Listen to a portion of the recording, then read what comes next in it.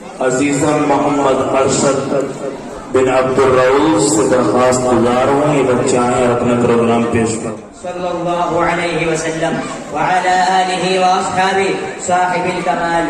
اما بعد فقد قال اللہ تعالی فی القرآن المجید والفرقان الحمید اما الذین سعدوا ففی الجنة خالدین فیہا وقال اللہ تعالی فاما الذین شقوا ففی النار. محترم حاضرین، ابھی میں نے آپ کے سامنے قرآن مجید کی دو آیتیں پڑھی ہیں. اس کا سادہ سا ترجمہ یہ ہے کہ جو لوگ خوش قسمت ہیں وہ جنت میں ہیں، جو ہمیشہ سے اس میں ہی رہیں گے. اسی طرح جو لوگ بدبخت ہیں وہ جہنم میں ہیں. اس دنیا رنگ و بو میں جب انسان آگے کھولتا ہے تو دنیا اسے چاروں طرف سے گھیرنا شروع کر دیتی ہے. اس دنیا رنگ و بو میں جب انسان آگے کھولتا ہے تو دنیا اسے چاروں طرف سے گھیرنا شروع کر دیتی ہے. جس طرح کنویں کا مینڈک یہ سمجھتا ہے کہ اس کی دنیا کنواں ہے، اسی طرح کم عقل انسان یہ باور کر لیتا ہے کہ اس کو ہمیشہ اس دنیا میں رہنا ہے. اور اگر بالفرض کبھی مرنا بھی ہوگا تو پھر فنا ہو جائیں گے، ہڈیاں خستہ ہو جائیں گی، جس کے اعضاء ٹکڑے ٹکڑے ہو جائیں گے، اور اس سے اس دنیا کے بارے میں کوئی سوال نہیں کیا جائے گا. مگر اس دنیا میں انبیاء علیہ السلام تشریف لائیں. انہوں نے بتایا کہ تمہارے یہ تصور انتہائی غلط ہے. یہ دنیا امتحان ہوا ہے، یہاں تم آزمانے کے لیے بھیجے ہوئے ہو. یہاں کی تمہاری ہر حرکت اور سکون کا حساب ہوگا.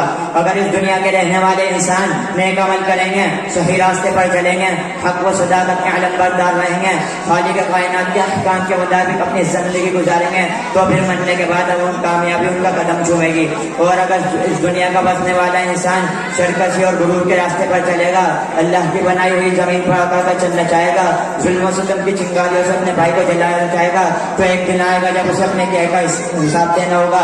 جب اس سے پوچھا جائے گا تمہیں 2 ہاتھ دیے گئے تھے تاکہ تم کسی کمزور کی امداد کر سکو، تمہیں 2 آنکھیں دی گئی تھی تاکہ تم غلط اور صحیح کی تمیز کر سکو، تمہیں پیر دیے گئے تھے تاکہ تم خدا کی عبادت کے لیے مسجدوں میں جاؤ، تمہیں عقل دی گئی تھی تاکہ تم باطل طاقتوں کی مکاریوں کو شکست دے سکو اور حق کی آواز کو بلند کر سکو. کیا تم لوگوں نے ایسا کیا؟ اگر ایسا نہ کیا تو یاد رکھو کہ پھر جہنم کی دیکھتے ہوئے آگے اس میں تمہیں ڈالا جائے گا. محسن روز تو اس دنیا میں چند دن رہنا ہے. بادشاہ یا فقیر، سرمایہ دار ہو یا مزدور، قوی ہو یا کمزور، عقل مند ہو یا بیوقوف، مرد ہو یا عورت، سب کو ایک دن یہ دنیا چھوڑنی ہے. یہاں کا سیم و زر، مال و دولت، جائیداد و زمین، دکانوں کوٹیاں، کوئی آپ کے ساتھ نہیں جائے گا. ہمیں یہ سب چھوڑ کر ایک ایسی جگہ جانا ہے جہاں ہمارے نیک اعمالی کام دیں گے. چند پیسے جن کے ذریعے ہم نے کسی کی مدد کی، چند رکعت نماز جو ہم نے خلوص نیت سے ادا کی ہیں، چند میٹھی باتیں جو ہم نے کسی مجبور و بے کس کو اطمینان دلانے کے لیے کہی ہیں، یہی چیزیں ہمارے کام آئیں گی اور دنیا کا تمام ساز و سامان ہمارے لیے بیکار ہوگا. سچ کہا ہے کہنے والے نے، تکفل سو ہوا کو چھوڑ میاں، مت دیش بدیش پھرے مارا، قذاب اجل کا لوٹے ہے دن رات بجا کر نکارا. کیا بدھیا بیسا بے چھتر، کیا گونے پلہ سر بھارا، سب ٹھاٹ پڑا رہ جائے گا جب لات چلے گا بنجارا. محترم دوستو، جب موت آئے گی تو آپ کو 1 منٹ کا کیا 1 سیکنڈ کی بھی فرصت نہیں دے گی.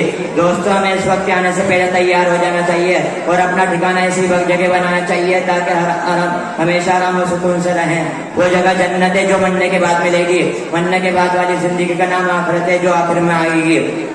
اگر ہم نے خدا کی مرضی پہ اپنے کو چلایا ہے تو ہم خوش قسمت کھلائیں گے، اور اگر ہم غلط راستے پر چلتے رہیں تو بدقسمت کھلائیں گے.